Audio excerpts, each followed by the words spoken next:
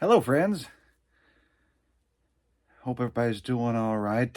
Recording this in the wee hours of January 21st. Been up, January 20th. It's Martin Luther King Day and the inauguration of the new president and a new administration today. So it's been an interesting day in a lot of ways. But in a lot of ways, I anticipated this is not a political video, but so we're all about moving forward with a clear head as well as we can. And so I want to tell you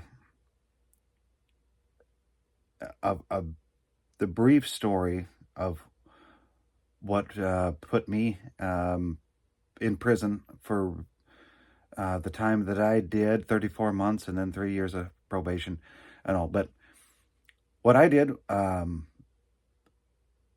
in the time that the band wasn't on tour, I had more free time and not very much money, That's a sporadic thing. You're gone for some days or weeks and then come back and kind of do what you need to do. And so I used to go online and say, how do you make money online? Thought that would be a thing. That there could be some kind of remote work. Keep in mind, this is like 2005, 2006 and all. And so found some different things as, relatively early days of the internet. But eventually kind of stumbled into a realm.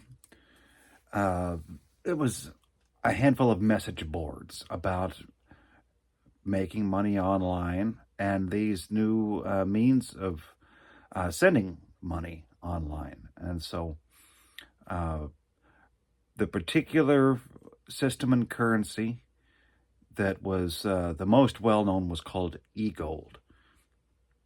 And with eGold, you could send transactions anonymously.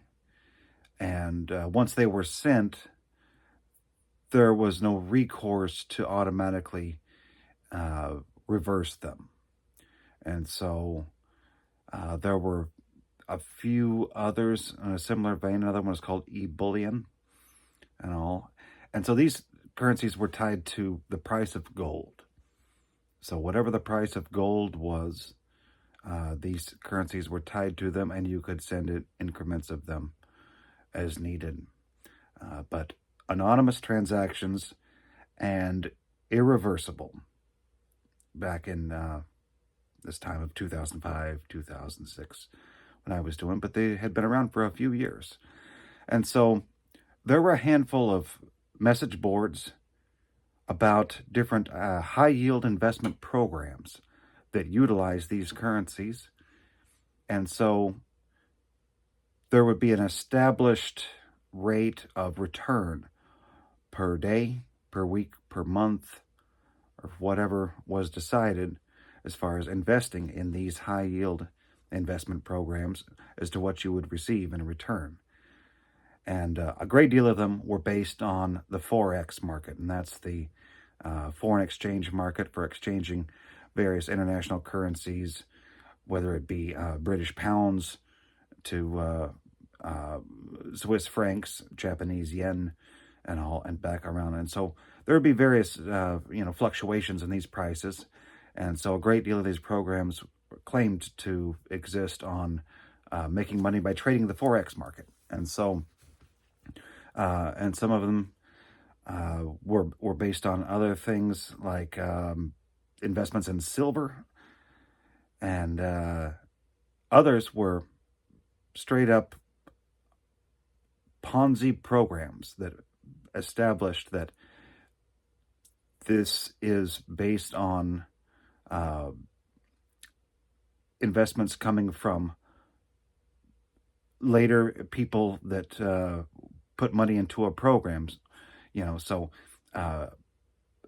basically a pure pyramid scheme where if you invested money in it, you would have a greater return from all the people that followed in their investments. And that is what's known as a pyramid scheme. And so what's known as a Ponzi scheme is if it's alleged to be an income from something else, but is really, truly just funded by later investors. So it continues down into a pyramid situation. Top investors, lower investors, and so on and so forth, so that trickles up to the top. And so in this world where the currency that was anonymous and irreversible and based on basically an arbitrary number, in this case tied to the price of gold, numerous investment programs were launched where these transactions could occur many times a day to the tunes of millions of dollars over the course of a small amount of time. And so I got involved as an investor initially and made a piddly amount of money, lost a relatively small amount of money, but thought I could use this system to try to develop something real and true. And that went on for several months until it didn't. And I owed people money, the return on their expected investments, and I sent them money based on the new investments that came in, ultimately turning it into a pyramid scheme that was very fraudulent. And it was a very strong series of poor choices. And ultimately, I faced the consequences for running what turned out to be a fraudulent scheme in that way. And so I served some time in prison and the federal system. There's a great deal of paperwork that I still have that says the United States versus Hugh Neal, and that they followed through and put me locked away for a little bit, and that was understandable. That's it's very reckless. People put money in and they expect to have more to come out, and instead they lose. They lose a great deal, if not all of their money. And so when somebody messes up like that, I think it's good for them to face the consequences. And I like living in a world where somebody, even with not ill intentions, is so irresponsible that they cause people to lose money like that. I think there needs to be consequences so that is not commonplace and it doesn't make the world a worse place. So it's a fascinating time that we live in. The inauguration was about 12, 15 hours ago, whatever it was. And about 36 hours before that, the president who was inaugurated today launches a meme coin. And on the Solana cryptocurrency blockchain. And I'm a person who has been fascinated by the modern world all my life. It's inspired songs, inspired a lot of things I've written about. I'm actually kind of an advocate for the concept of cryptocurrency. I think there's a lot of good that can come from it in the way that can make the world a better and more livable place. I think an ability to send funds around the planet without borders of countries and laws, and the ability to kind of exist outside of all of that has a value, has a great value. I think you only have to look at places, over the past, like Venezuela, that outlawed cryptocurrency that had a major crash in their economy and an inability for the citizens to live and exist in a way that they were trying to do, or places like Lebanon where people were literally robbing banks to just get their own money because of the currency crash. And it only takes a brief investigation into what exactly makes the U.S. dollar have the value that it does. And what it holds its value in is the ability for the U.S. military to enforce that. And it's just an unsteady understanding. And I'm not sure how stable that is. But I own no cryptocurrency at this point, other than a few dollars that wouldn't be worth the fees to extract them. But I have found it interesting over the last, I'd say, 7, 8 years or so. I'm fascinated with the modern world. I've dabbled a little bit, and I have a little understanding. And I know that there's certain cryptocurrency systems that are onto some kind of technologies that can make the world work in a better way, and have a value that's worth exploring. That the value of the coin associated with it is early funding of some technology that has some value, and in the sense of how data is recorded, how it's stored, and how it's distributed in a way that's better and more efficient than what is the current mainstream system for that. There's also a thing called meme coins, and there's a lot of them, and they're really easy to make, and you don't need very much money to make a meme coin. And what a meme coin is compared to another kind of cryptocurrency is it exists because of the community that will be excited about the meme coin. I want to share maybe some fun images that come out about it, and they hype it up so that more people will buy the meme coin. And therefore, the people that have the meme coin and bought it at a lower amount will have a meme coin that's more valuable than it was before more people bought into it. And that's the extent of what it is. It is, without controversy, a pure pyramid scheme. It is not enhancing the value of anything.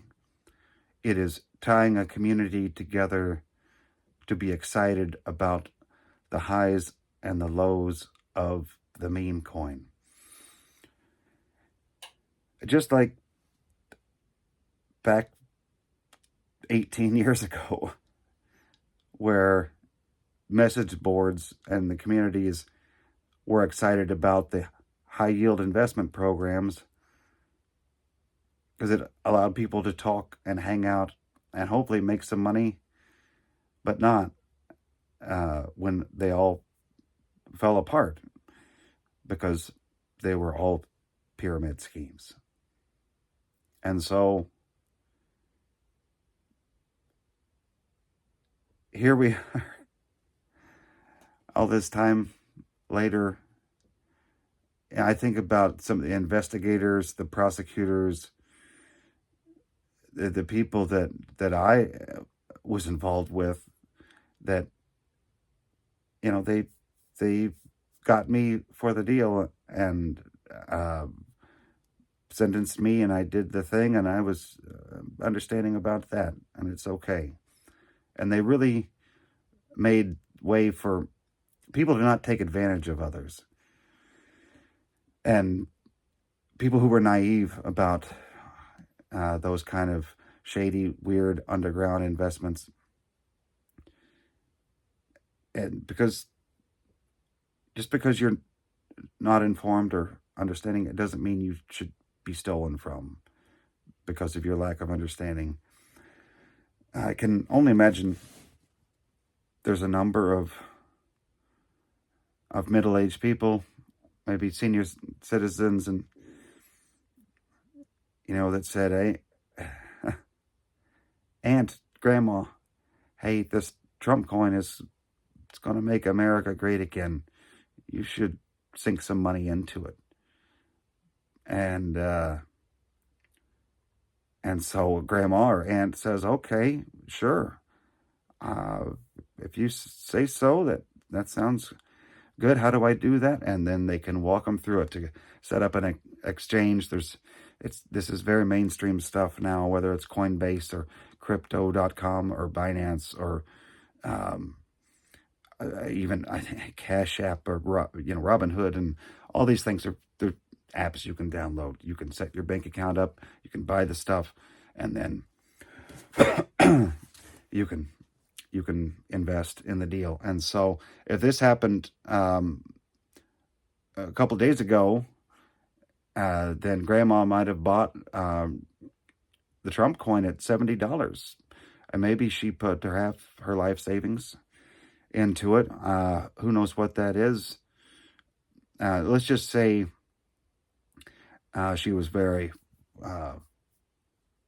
conservative and put in just 5,000. Hopefully, maybe she has more than that. And so she bought at $70, and then yesterday she was like, "Well, grandson, so you taught me how to log into this thing, and I bought it at $5,000, and it was $70 a coin, and now it's down to $37. So I'm at just a little, barely over half of what I had." And so grandson says, "Well, Grandma, you need to buy the dip, so that's way your money will buy it at a lower rate, and it'll lower your average because when it goes back up, it's gonna shoot back up well over what you bought it at the first place." So she sinks 10,000 into it, and maybe her average gets to about $40 a coin, maybe about 45. And then it just sits there for the next 3 years. And she doesn't want to sell it. It'd be a shame to just lose half the money. But it just sits there, and the people at the top who started the coin, well, they got her, $2,400, and millions of other people. And it doesn't matter who voted for who. It's a fun thing to support the community. It's a straight up pyramid scheme, and you just hope you got it lucky. But I remember when people used to go to jail for that stuff, and I have the paperwork to prove it. It says the United States versus Hugh O'Neill. And now the United States is doing the thing that I spent some time over in the great state of Kansas in a little town of Leavenworth at, and reflected a great deal about why it's important to be mindful about the way you interact with people and not taking advantage of folks. That's not the right thing to do. And we're getting some interesting messages from the folks at the very top. So regardless how you voted, that's your business. And you know, we're going to root for good times ahead for all people involved, and working to not be so cynical and skeptical. And there's some signs of trepidation. I hope it's just some weird paranoia, and we're all going to be okay. All right, so take care, and I'll talk to you all again here soon.